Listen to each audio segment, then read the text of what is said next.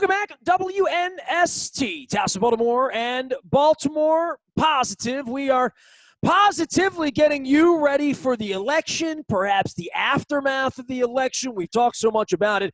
Before we do that, I want to give some thanks to all of our sponsors in making this merger from WNST.net and sports for a quarter of a century. To doing what we're doing now, which is Baltimore Positive, which includes all of our great sports coverage, including Luke Jones during Steelers week and beyond for Ravens fans, Orioles fans, and Terps fans alike, but also having these really important conversations you're seeing us have out on social media. All of it brought to you by our friends at Taharka. They have a new flavor. It's called Black is Beautiful. It's so new, I don't have a carton of it, but I will have one by next week.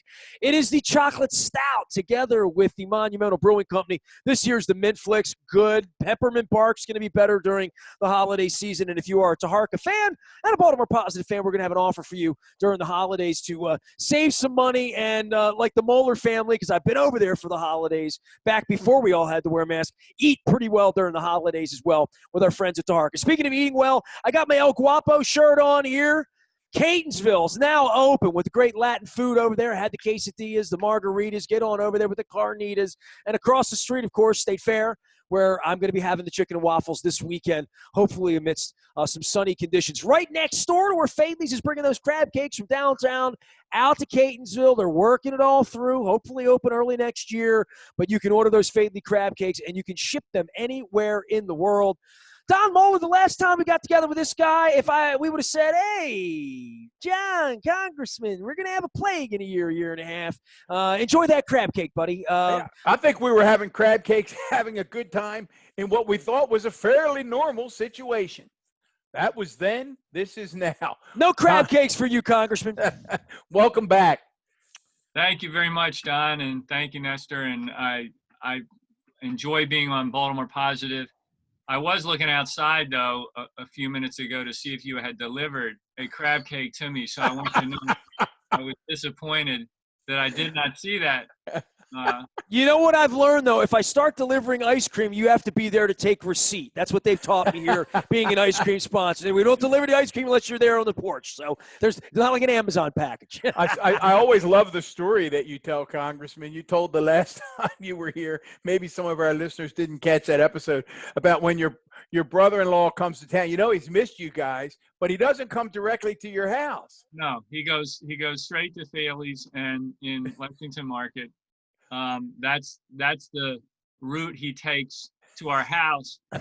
I don't even know. Maybe he may come up here sometimes and not even call us. He may come from Texas, just pick up a few crab cakes and get back on the road. Fly back on Southwest. Does he at least bring you a couple of crab cakes, or are they gone by the time he gets to the house? No, we get something, but it's a leftover. Let me put it. Well, you can ship them to him, one click away on the website, so he can have a very happy holiday. Congressman, we've left you alone, and I think the last time I saw you was at the Baltimore Homecoming right around this time last year. It was second week of October. I think we hit the buffet. We had a few words and your staff, and it was a wonderful event. So much has changed, and we haven't had you on since the beginning of March. Can you just run us through what for your life and where you were at the beginning of all of this, and sort of understanding the depths of all of this and when that came about for you? Yeah, I mean, so many changes, so much upheaval. Obviously, everybody's going through it. I'm in my basement. Those are cinder blocks behind me. I used to. I got my backdrop curated a little bit better, but in the early days, people were referring to my video as the "He's Alive" video. You weren't getting highly rated on Room Rater, is that what you're saying? No. It looks like a little bit like Churchill's bunker. I remember from what I saw in London. It was definitely looked like a hostage situation, but I've improved the backdrop a little bit. But look, we're all having to get used to doing things differently, and we're sort of wondering what's it going to look like on the other side of this pandemic in terms of how we operate. I mean, I think one thing that's clear is that we're learning that there's some things you cannot substitute real-time interaction with. I mean, that being in the same physical space with others makes a huge difference for certain kinds of things. But we're also learning, frankly, there's a lot of stuff you can do remotely that's more efficient. So it'll be very interesting to see how that all kind of lands, how we kind of distribute our time and what makes sense, and how we view value going forward in our work, in our personal interactions, all that kind of stuff. So that's one piece of it, and we're all dealing with that. Everybody's trying to wrestle with this current reality, which is hopefully not a new permanent reality, but is something that we're wading through at this point. Then in terms of doing my job in particular, just representing, 720,000 Marylanders, the premium is on being a trusted source of advice and guidance for people and good information, particularly right now in the midst of this election, because there's so much disinformation out there. Some of it's organic. It's just a result of the confusion that's come about because of having to change up a lot of the way we do things around elections. But some of it's more insidious than that. It's, cynical political operatives or the Russians or whoever it might be trying to get in here and mess around with our business in terms of how our democracy functions and how we have elections. So making sure that we are there for people to help guide them through this difficult time is the number one priority in terms of constituent service. And then also, obviously, working every day to try to get some relief out of Washington, assistance to people across the country and in Maryland and in the 3rd District, whether it's unemployment insurance, whether it's stimulus checks, nutrition assistance, mortgage and rental assistance. The list goes on and on, assistance for those frontline healthcare workers. So that's what we're doing right now. But the most important thing is to be there for each other, to kind of link arms in the midst of this storm. And there are many storms going on right now. Get through it, get to the other side, get to a place where we feel like, to be honest, there is a plan for how the country's dealing with the pandemic. And we've put real economic assistance out there for people to help them through this difficult time. But look, it's a new reality, Don, and we've got to deal with it. Well, as you mentioned, the whole point of information and the role that so many of you are trying to play. As we record this, I call this Brooks Robinson Day. There are 5 days to go until November 3rd when we sit down to record this. And as I walked in here, I took a break between our last recording and this one, and I saw Trump's communications director, campaign communications director, being interviewed. And he was being asked very directly about a statement that the White House issued yesterday, not the campaign, the official White House issued a press release that said one of the major accomplishments of the Trump administration was its defeat of the pandemic. And that came out on a day when we've hit 80,000 new cases, the highest ever. And when asked about that statement, he said, well, the White House has already issued a clarification that may have been poorly worded. It may have been poorly worded.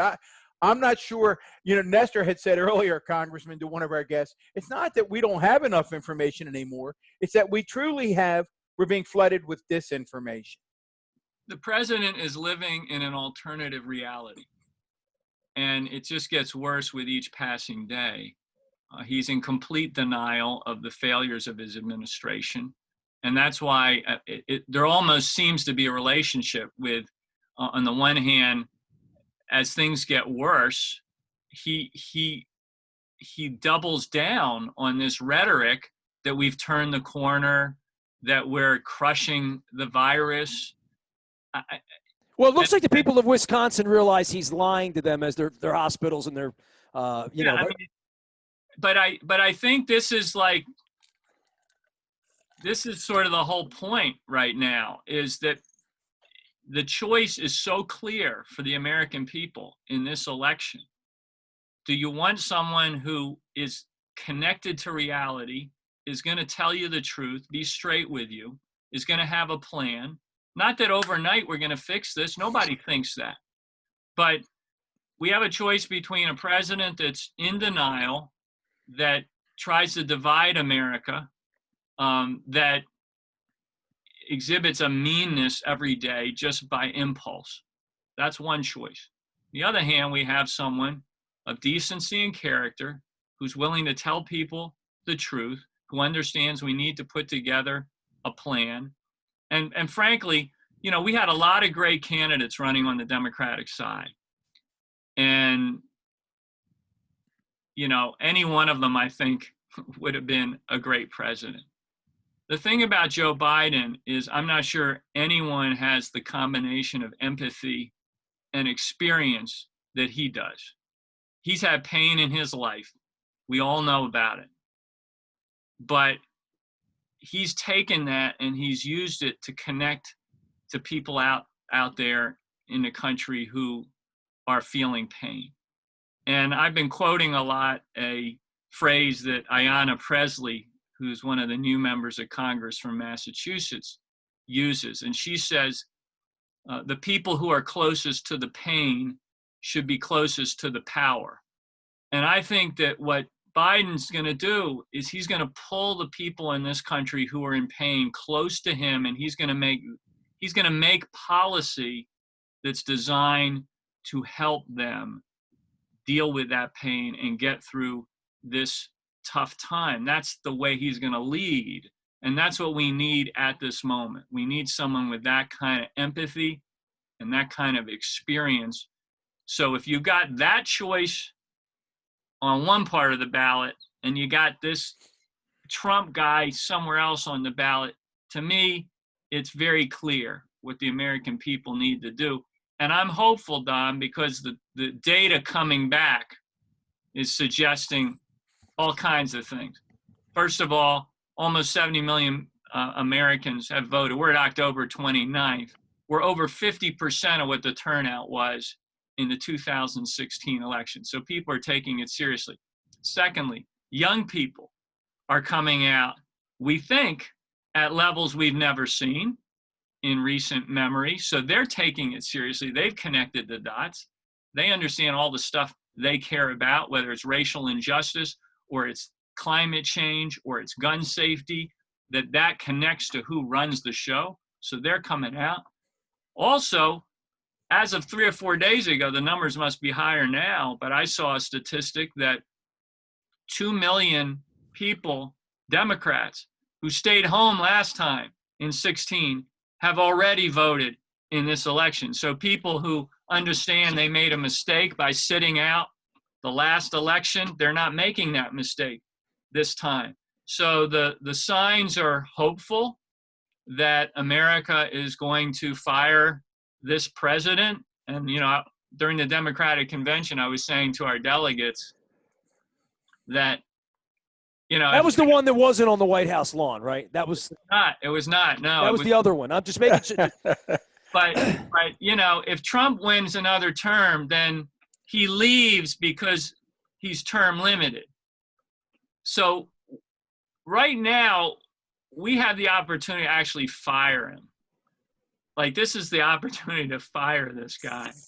And I hope that that's the decision that people make next week. And then this guy can sort of walk off, you know.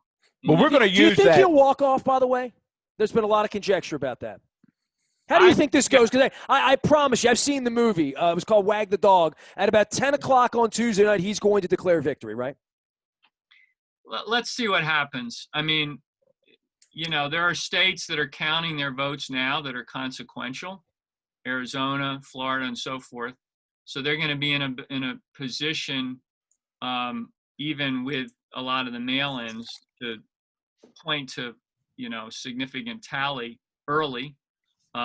Early meaning these days on election night versus sort of 3, 4, 5 days after that. So let's see how that plays out. I think, you know, we could know relatively quickly the results of this election. And if the result is that Donald Trump has lost the election, the good news is that across the country, state and local election officials are, for the most part, professionals. They want to do the right thing. They don't want an election that's tainted. They're going to be doing their best to try to deliver the outcome in a responsible way. And then what happens is, there's something kind of inexorable about how the certification of results works. Once those things start coming in, it gets very tough for a candidate to overturn that outcome. So we hope, as American citizens, I hope you're right, right? I don't look. Fundamentally, I don't think this guy, at the end of the day, has the courage to fight clear results. I think if that writing is on the wall, first of all, a lot of the people that are huffing and puffing around him, the people that work for him, they're going to start looking for the exits because they'll understand the reality. Now, whether there's a certain core group of the president's followers out there in the country that will refuse to accept the results and want to cause some trouble, yeah, that could happen. But I'm pretty confident that we can land in a decent place relatively soon. And we have to, one of the things we've been working on with the public and with the press and everything is to say to them, count to 10. We don't need to know the results at 8:01 p.m. on election night. If it takes 2 or 3 days here or 4 or 5 days somewhere else, that doesn't mean there's something insidious or there's chicanery going on. That's just the process playing itself out. Everybody needs to be patient, get the votes counted. We got a couple of good, as it happens, Supreme Court decisions in the last 48 hours, which are going to make it more possible in certain key places like North Carolina, Pennsylvania, and so forth, for those mail-in ballots to be counted. So I think we're gonna, let me put it this way. There's that great story about Benjamin Franklin leaving the Constitutional Convention, right, in Philadelphia. And this woman, Mrs. Powell, comes up to him. Everyone's telling this story, but it's important. And she says to him, Dr. Franklin, what do we have, a monarchy or a republic? And he looks her in the eye and he says, a republic, madam, if you can keep it. And I very much feel like this is the if you can keep it moment in American history. Like, this is the moment that Ben Franklin abstractly was imagining, where the American people would have to step up and show that they want to keep it. They want to keep this republic. And I'm cautiously optimistic that that's what's happening right now, that across the country, people are saying, you know what, we're going to pull this republic back from the precipice where it's been dangling for the last 4 years. And we're going to face that rising sun and march towards a better future. And you need the people to do it because, we tried to get rid of this guy other ways, right? We had an impeachment proceeding. Unfortunately, we had a corrupt jury on the Senate side with a corrupt jury foreman named Mitch McConnell. So it wasn't going to happen. But when that was going down, I was saying, look, let's just impanel a new jury of 130 or 40 million Americans and let them render the verdict. That's what's happening right now. And I think that verdict is, we want to keep this republic. We want to build it, make it stronger. And in that sense, this is not just the election we've been waiting for 4 years. It may be the election our country's been waiting for almost 250 years, because it's the election that tests who we are, the resiliency of our democracy. And if we can show it's resilient, then we can build it back from there. And that's not going to be easy, because a lot of damage has been done, but it's who we are as Americans. I think if we have the right kind of leadership, it's a call to arms, that it's an appeal to our best angels, to us as patriots, as Americans, to stand up, get us through this tough time, and then build the country back better, as Biden likes to say. I think we're up to the challenge. We just need the right leadership. Well, let's assume. I love the optimistic tone, Congressman. So I want to build on that. And again, if you're just tuning in, we're with 3rd District Congressman John Sarbanes from Maryland, giving us a little light at the end of the tunnel, talking about preserving our republic. Assume that we do, and let's take another little dose of optimism. Assume that Democrats can take control of the Senate, because even should Joe Biden win, if Democrats come up short on the Senate, you may disagree, but I think most of us think Congress just grounds to a halt again, because, as you mentioned, Mitch McConnell has shown no inclination to wanting to govern. You have what I think unabashedly, and I don't think this is an exaggeration, I think it's one of the most important pieces of legislation to have been introduced in the last 15 or 20 years. The Speaker thought it was important enough to name it H.R. 1, and it passed overwhelmingly in March of 2019, the House of Representatives, and it is sitting in a drawer on Mitch McConnell's desk. I'm assuming a Democratic Senate cannot wait to take it up. So we want to give you an opportunity. We touched on it when you were here before, but I don't think in enough detail. Walk our listeners through what H.R. 1 is and why it's so darn important. Well, I appreciate that. And, you know, H.R. 1 has been kind of my life's work since I've been in Congress. I've been working on these reform issues for many, many years. And last year we were able to assemble what we think is kind of the big bang package of democracy reform, which is designed to fight this corruption in Washington that people feel strongly about, and fix our democratic institutions so they actually represent the will of the people. And you know, it's a big bill, Don, but you can distill it down to responding to three basic grievances that we hear from the American people over and over and over again. The first one is, just let me get to the ballot box without having to run an obstacle course. Like, why is it that every 2 years we got to have all these problems with voting in America? There's got to be a better way. And so for that, we've got all kinds of provisions in this bill that address voter suppression across the country, but also big structural changes that just make it easier and more convenient, and by the way, safer in a pandemic, to register and vote. So for example, automatic voter registration. If you put that in place across the country, and Americans of all political stripes think it makes sense when you poll them, when you complete that of having automatic AVR, automatic voter registration in every state in America, you will have added 50 million people, 50 million people to the voting rolls in America. Then same day registration, no excuse absentee ballot registration, a certain minimum number of days of early voting, all the things that is saying to the voter, you're actually important. We want you to vote. We want to make it easy for you to vote. And we're going to create a system that does that. So well, they are assuming everybody's paying taxes, right? So, you know, for that reason, you'd think if they could find me on tax day, they could find me to allow me to vote, right? Well, how does that work?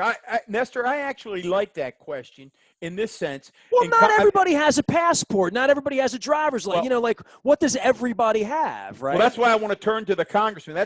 And I don't know if I don't know if your bill gets down to the specifics of that beyond the philosophy, but in your world, or that you can explain it to her, how does automatic voter registration work?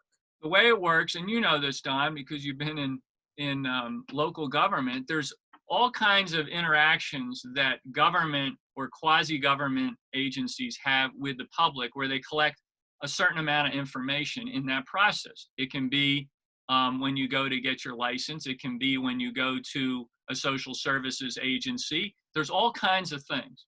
So what automatic voter registration does is every time you have that kind of contact where you're giving the same amount of information to that agency that would be needed to register you to vote, it automatically will register you, give you the option if you want to opt out of that. So that's very clearly offered. But the default is, we've got your information, we can sign you up. You're now registered to vote. Like, John, would this not help with census and stuff too? I mean, I'm trying to get a little bit more modern from the way we did this in 1942, right? Like, it's 2020. You know, I'm trying to think about how they're going to do this in 2035, and it ain't going to be with a postage stamp, right? Like, literally. Well, and you saw in this year's census, a lot more was done online in terms of people filling out the questionnaire. We've had some challenges with the census, but we're trying to push through on that. Again, those challenges came from this administration that for some reason doesn't want everybody to be counted. But there's a lot of things that we can modernize here to just make it easier for people to get their voice heard, whether it's being counted in the census, which happens every 10 years, or whether it's the ability to vote, which happens every 2 years, or even more frequently than that when you add in local elections and so forth. So we want to modernize this and make it easier for people. So that's a big part of HR 1, Don. Secondly, we have in there a provision to deal with partisan gerrymandering across America because people your district, you know a little bit about that. Well, dude, I'm looking at your district again, and I know we had at this a year ago, but I mean, how is this even allowed in America, John? I mean, I'm seriously. Well, in fairness, Maryland is a strange shaped state to begin with. Then you have the Chesapeake Bay. Ain't that strange? I'm looking at it. Then you have the Chesapeake Bay running through it. And then you throw a little politics in for sure, and you can end up with some strange looking districts. But to be honest, in Maryland, while we have strange looking districts, our state isn't a classic case of extreme partisan gerrymandering because we are a Democratic state. We end up with, on balance, it nets out for Democrats in terms of members of Congress. So there's some connectivity there to reality. But you can go to other states around the country where the Democrats, for example, have a majority of the registered voters in that state, but because of the way the lines have been drawn in this kind of very partisan way, the delegation ends up leaning, 60, 70% to the Republican side.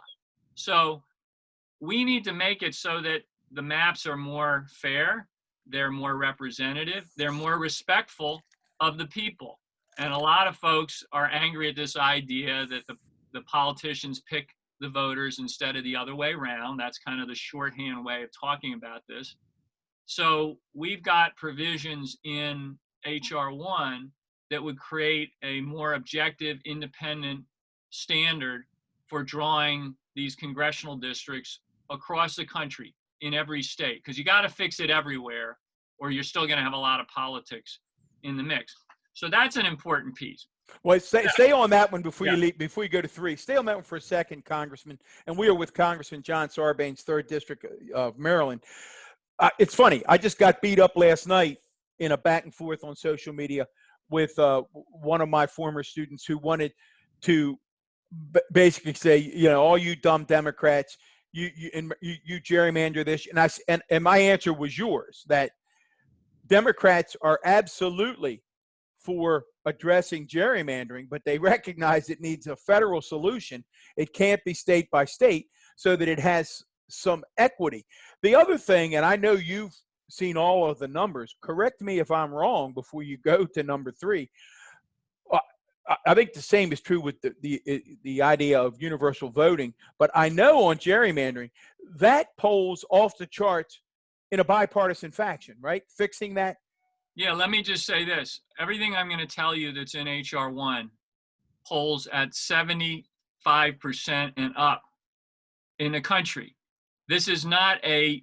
Mitch McConnell wants to call it a Democratic power grab. It's not a Democratic power grab. It's a power grab by the people of the country who just are like, let us back in.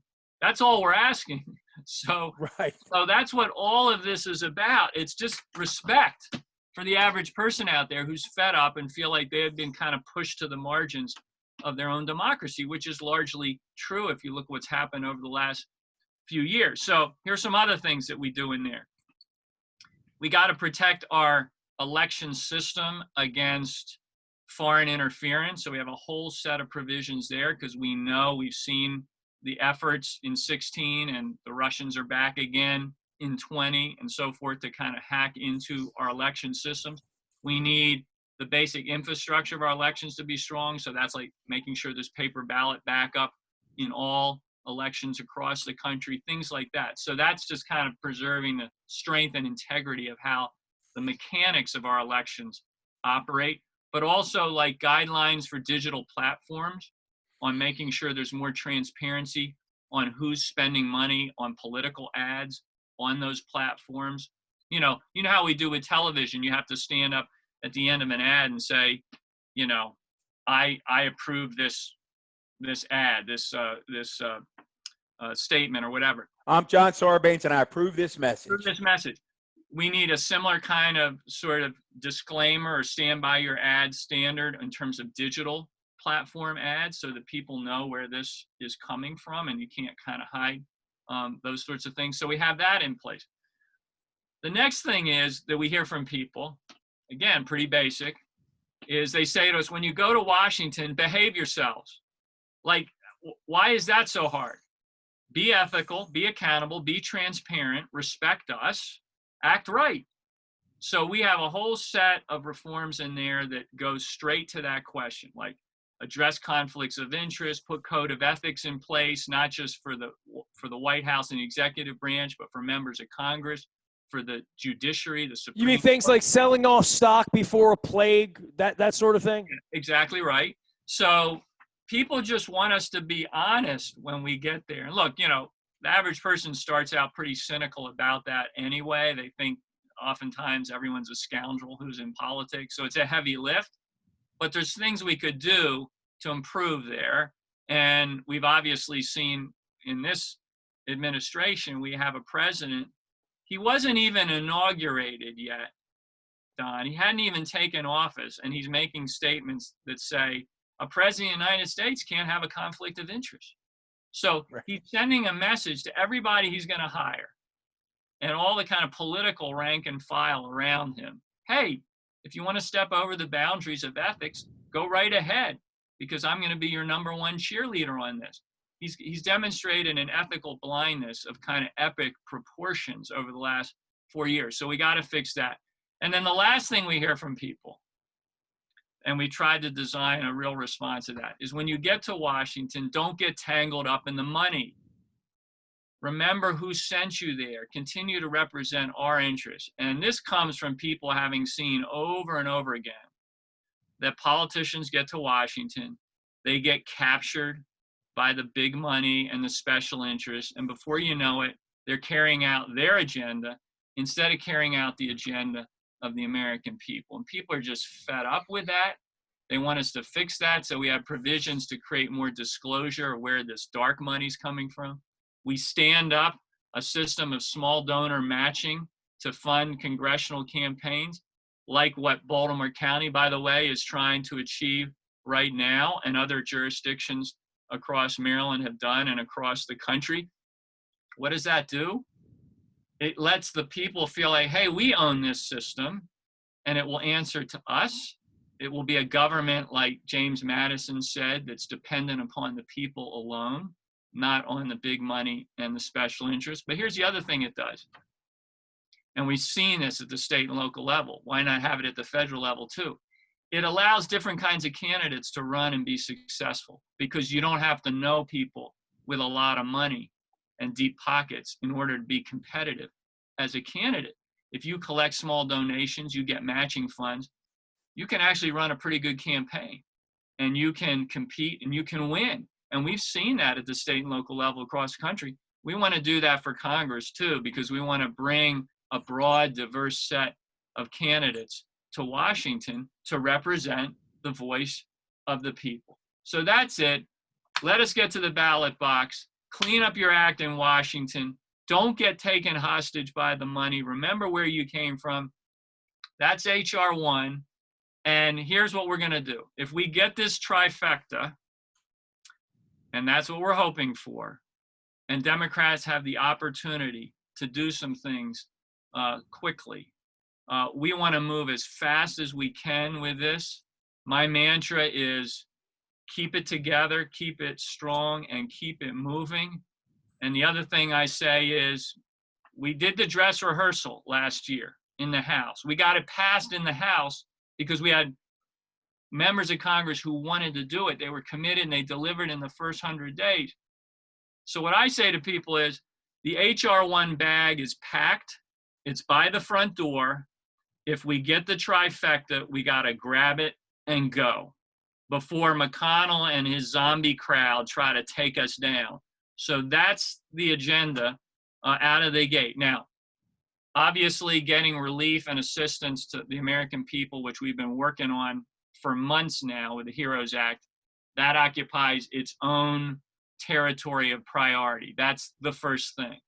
But leaving that aside, in terms of sequencing everything else, we believe this is the thing we come out of the gate with strong, get it to Joe Biden's desk, boom, big bang declaration that the democracy is back, it's strong, we respect the American people, and now let's go do all the other things that it'll be easier to accomplish if we're representing the will of the people and not the insider crowd. But in order for that to happen, right, Congressman, this is where we get into the elections have consequences. In order to pick that bag up and get moving on that journey, as you talk about, let's get the bag delivered, is we need Democrats across the country to take back the Senate, because H.R. 1 is still dead upon arrival if Mitch McConnell is still president of the Senate, correct? Now, I was going to throw in, too, John, early on you mentioned McConnell. You just mentioned him again. It's been about 10 minutes, and I almost stopped you at that point because you clearly have some angst. You know, I mean, I have some angst as a citizen, but, like, what would you tell me as a citizen about Mitch McConnell and about why this isn't happening? Mitch McConnell has built a power structure over the last 3 decades that is dependent on suppressing the vote, hiding the ball in terms of how legislation gets made in Washington. In other words, deals made in the dead of night, behind the curtain, etc., and building up this power structure of big dark money influencers out there that just pour money into Washington. And so H.R. 1 in some ways goes directly at the heart of that. It would dismantle this cynical power structure that he's built over decades. And that's why he and all of his, friends are going to fight like hell against this thing. It's another reason we can't stutter step, because he knows that if he can slow it down the way Washington works, it can get pushed off of the agenda because other things start to come in and so forth. So that's why we just got to, boom, like, do not hesitate. And McConnell, look at what he just engineered with the Supreme Court. I mean, forget about putting someone on a court in an election year. He did it as people were casting their votes for a new president. Yeah, millions of votes had already been cast. Yeah, 60 million people had voted potentially in an election that's going to choose a new president at the moment she got confirmed the other night. I mean, talk about anti-democratic. I mean, that's, again, of epic proportions, but this is how he operates. The ends justifies the means. And that's why I think we got to come back fast if we get the opportunity and say, no, we're changing this system. We're going to go right at the heart of what you've built and build something different that respects the American people. Folks so the frustrating thing is you look at how disillusioned and cynical people have become across the country. So on the one hand, that can be depressing. But what's inspiring is that they're angry, and that means they still care. Like, they care enough about this democracy that they're getting angry at what they see instead of just getting defeated and completely demoralized and resigning themselves to it. So in that anger is the opportunity for a solution.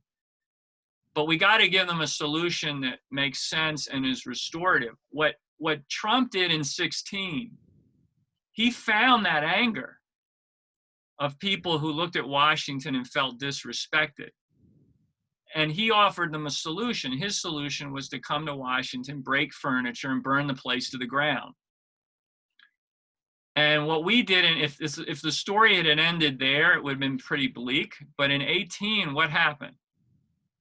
A class of reform candidates from around the country ran in those same districts that Trump won in 2016. And they said to that same angry part of the electorate, We know how you feel. We understand how disgusted you are with Washington and politics as usual. Here's our solution. Instead of going up there and burning it down, we're going to try to fix it so that your voice matters again. We're going to bring you back in and let you own your democracy again. And the good news is those same voters sent that group to Washington, but it was a sacred bargain. Don't get there and forget what you told us and what you promised. So that class that came in, the class of reformers, they understood it was a promises made, promises kept bargain, and delivered in the first 100 days. We got H.R. 1 onto the floor and passed by March 8th of 2019. If we get the trifecta, we're going to have even more House candidates coming off the trail who want to fight corruption. Every major Senate challenger who's running on the Democratic side has embraced this anti-corruption frame. And we'll have a president, frankly, who his whole career, I mean, going back to 1973, Joe Biden was calling for public financing of congressional campaigns in 1973 and talking about the undue influence of money back then. Look at where it's come now. So he's an ally as well on this. That's why we don't miss a beat. We grab it, we go, we deliver for the American people. And will that cure their cynicism overnight? No. Does it give us an opportunity, a path back to restoring some faith and trust in how American democracy functions and serves the people? Absolutely it does. That's why we can't miss this chance. Well, Congressman, I love that optimism. I love H.R. 1. Before I get one final thought from you on the election, I do want, if people want to weigh in on H.R. 1, because I believe you, and everything I've seen indicates it's true. Over 70% of the people approve of everything in H.R. 1. It's very unusual. They approve of every aspect of it. Should they just simply email their congressman and say, get behind H.R. 1 now, and their senators? Absolutely. We want as much of the force behind this to come from the grassroots as possible. And, you know, starting the day after the election, if we get the good result, we want there to be a massive grassroots campaign of advocacy. There's a lot of groups that are ready to, you know, hit the go button on that. But having everyday Americans, average citizens out there who see in this bill a solution to a lot of the cynicism that they have right now, having them step up and send that message to the people that are going to vote on this legislation in Congress to make them understand this is a priority. It's not just something that got made up. This is real. That can make the difference. That always makes the difference, frankly, Don. So absolutely, any of your listeners, if what I've described about this big bang effort to fight corruption and fix our democracy, if that sounds like a good solution for our country as we move forward, setting the table for the things we want and the things we want to see, then definitely get in touch with your member of Congress and spread the word to anyone you know. Here's the challenge for us. When people hear H.R. 1 described, 75% of them and up say, absolutely, this is what we need. But a lot of people haven't heard of H.R. 1. Right. And that's what we gotta fix in the coming days and get that powerful collective voice behind it. We have a window of opportunity. We don't want to miss it. That's why we wanted you on. Before we let you run, I know yes, you're an elected official and you're a policy guy, but like the rest of us, you're a political junkie. You're more, you're tapped in. You've got colleagues, other House members all across the country in these swing states. We've got 5 days to go as we tape this. What kind of feedback and where is your optimism on a scale of 1 to 10 that Joe Biden is elected president in the next week or so? What are your colleagues across the country in those swing states telling you about their gut? Well, I'm in touch. I've been in touch over the last couple of months and certainly into these last few weeks with probably about 40 or 50 candidates that are running in House districts. Some of these are frontliners. These are people that were elected in 2018 and they're in tough districts. They're trying to hold them. And then a lot are these amazing challengers a lot of women candidates, by the way, Don. I mean, that, I think, just to step back for a moment, we're going to look back on 16, 18, and 20 as being a transformational moment in American politics in terms of women coming into the political arena, not just as voters, not just as volunteers and activists, but as candidates, in a way that is changing our politics going forward. Of the 36 or 37 what they call red to blue candidates, which are candidates running in Republican districts that we're trying to flip to Democratic districts, of the 35 or 36, 29 of them are women candidates. And they came out of primaries where 2 or 3 other women candidates were running. Well, this is probably the result right after the inauguration of the Pink Hats and Hillary, and there's been a tremendous empowerment here, right? The number one recruiter for the Democratic Party has been Donald Trump in terms of candidate recruitment. Thank you. I mean, maybe it's the silver lining. What he has brought into our politics in terms of the people with amazing credentials and a desire to serve for all the right reasons is like nothing we've seen in recent memory. So and what I'm hearing from them is, first of all, the voters will not be denied. They're going to get to the ballot box. And I'm often thinking of Martin Luther King's quote where he says, if you can't fly, run. If you can't run, walk. And if you can't walk, crawl. But whatever you do, keep moving. I feel like the voters out. I mean, I read today in the paper, some guy was worried about what happened with his mail-in ballot. So he got on a plane and flew 1,000 miles to Georgia to cast his ballot in person. Wow. People are not going to be denied in terms of getting their voice heard in this election. I think that bodes well for Democratic candidates and for the president. The other thing that I think is a plus factor for us is that there's a good feeling up and down the ballot that Joe Biden is meshing very well with candidates from all across our party. So there's this kind of consensus feeling among the Democrats, and I think it's bleeding over with independents and even to frankly a lot of Republicans, that this is a good ticket. It's a sensible ticket. It's a rational ticket. It's people that are going to get up in the morning and instead of making your blood pressure go up with an 8 a.m. tweet, will do some things so that by lunchtime you feel like, you know what, they're doing the best they can and they're helping me get through my day. Which is, my father, Don, always used to say that one thing that contributes immeasurably to people's quality of life is the sense of being well governed. If you get up in the morning and you got to get your kids to school, you got to get to work, you got to get all these things done. If you just generally abstractly feel like the people in charge, they're not perfect, but they're doing their best and they're running things pretty well, that really helps you get through your day. It gives you some stability. Instead of the kind of I've spent time in Venezuela when the water was only on every 3 days. Exactly. Simple things, little things like exactly. that, Instead, we all developing this kind of shaky hand syndrome because we got this guy in charge who, like I said, is spiking our blood pressure before we have breakfast. It's crazy. So, I want to do big, bold things, but I also long for the day when our president calls a press conference for 10 a.m., comes out and announces that, we're going to make a 2.3% cost of living adjustment to Social Security for the coming year. Any questions? No. Have a good day. And goes back into the Oval Office. Just give me some of that for a while, right? People are exhausted. I couldn't agree more. I think people are exhausted. I'm going to believe until it doesn't happen that we're going to choose decency. And Nestor, I would tell you that anytime we have a segment that invokes the words of the great Senator Paul Sarbanes, that's been a good segment for me. So, well, I would encourage everybody to go back into the archives and see Congressman Sarbanes talk about your dad coming out of Watergate when you were a kid.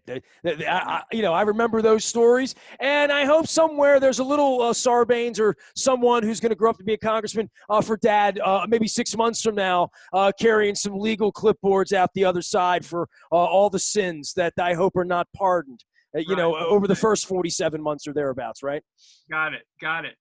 All right. Thank you. Guys, thanks very much. Congressman, HR1, everybody, look it up. Send your message. Make it go viral. HR1, make it happen. Absolutely. Congressman John Sarbanes joining us here. Appreciate you. Thank you. Right, take care. Crab Thank cakes you. next time, and then we'll make sure the ice cream does not melt, all right?